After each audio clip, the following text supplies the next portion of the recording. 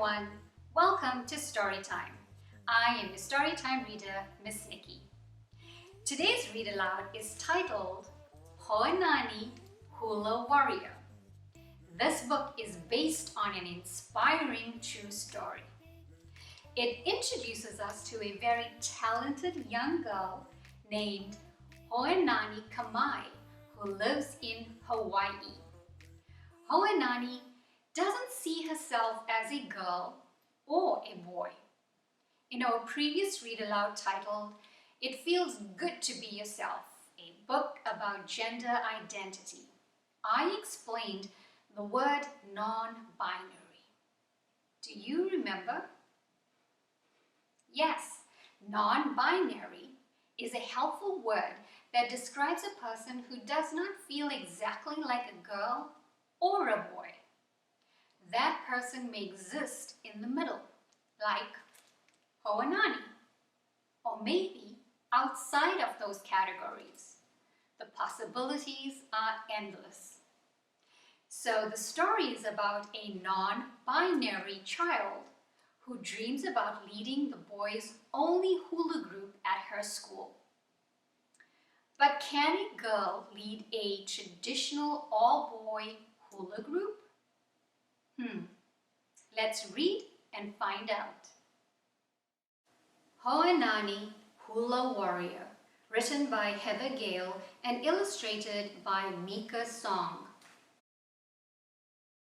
Ho'oinani Kamai did not see herself as a wahin, girl, or think she was a kane, boy.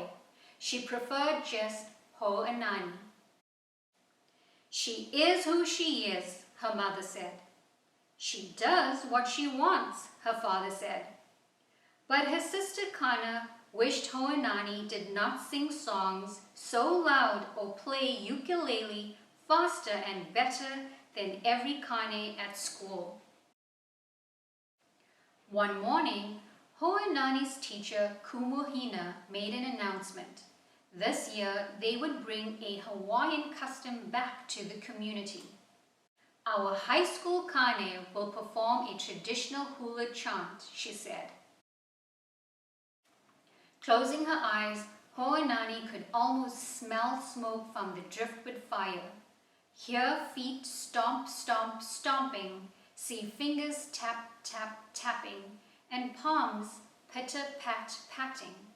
She sighed. If only she were kane, and old enough for high school. Then Ho'oinani heard auditions.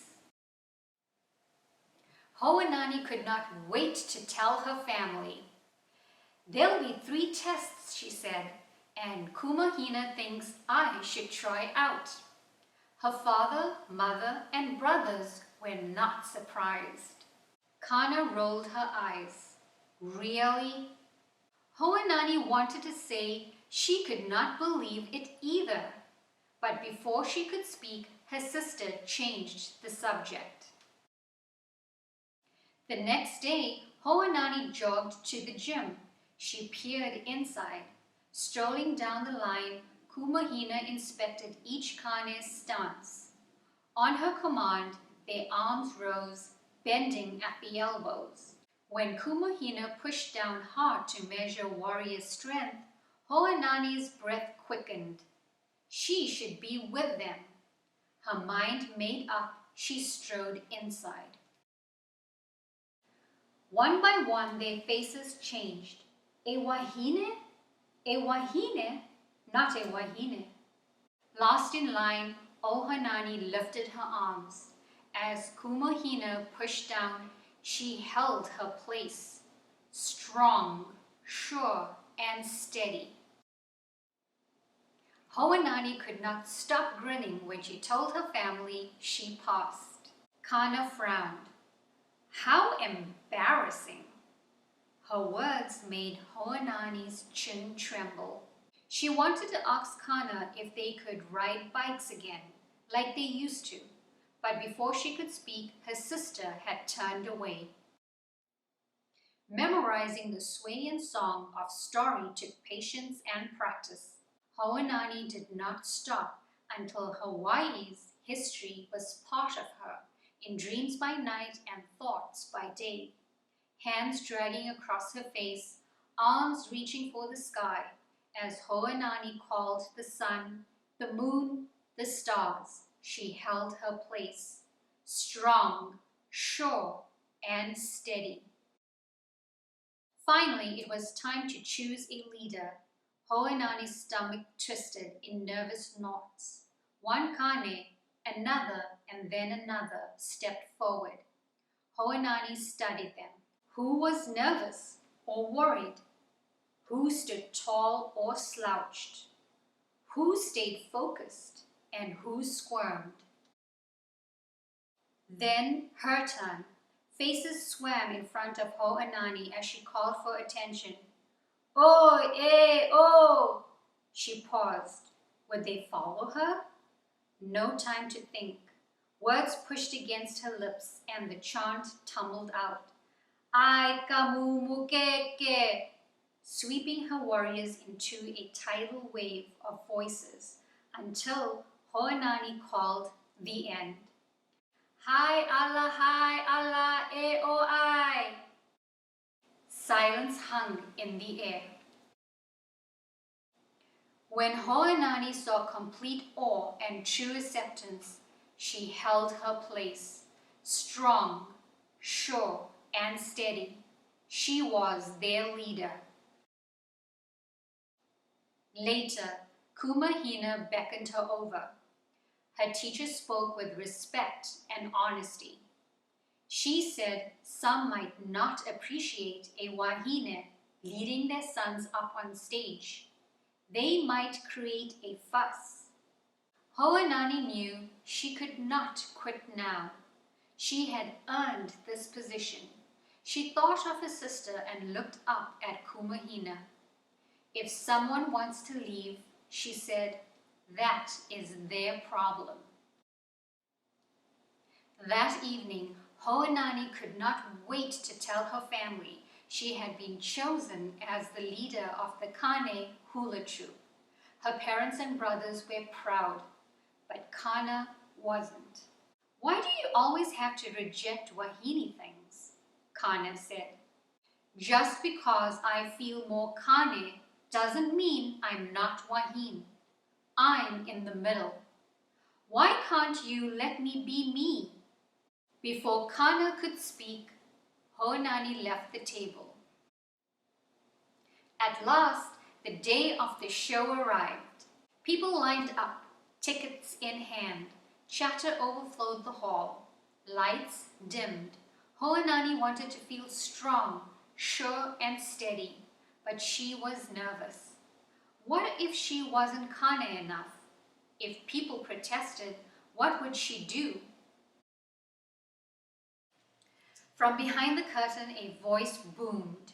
The next day, the island shook violently. Tutu Pile erupted from the depths. "Olai!" Hoʻoinani shouted back on cue.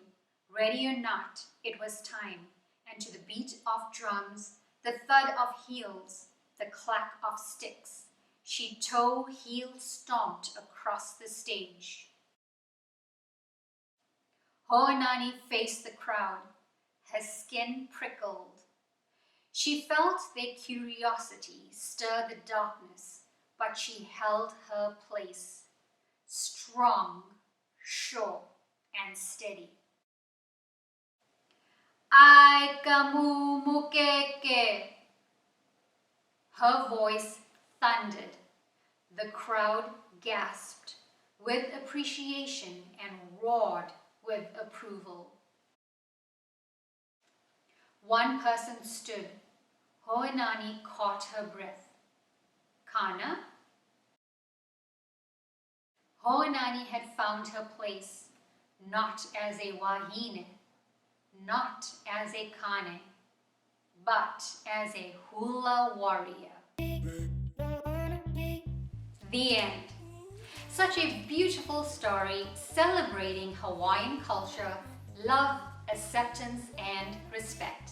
I'm so glad that Hoʻoinani and all the students at the school had an encouraging teacher, Kumahina, who who made everyone feel safe, welcome, and gave them a sense of belonging.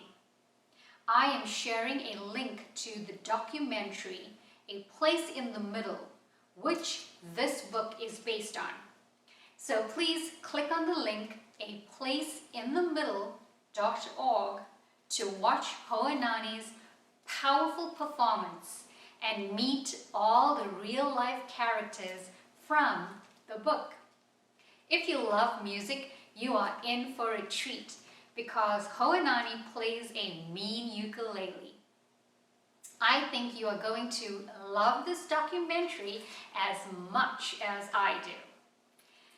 Remember to find people who make you feel good about yourself.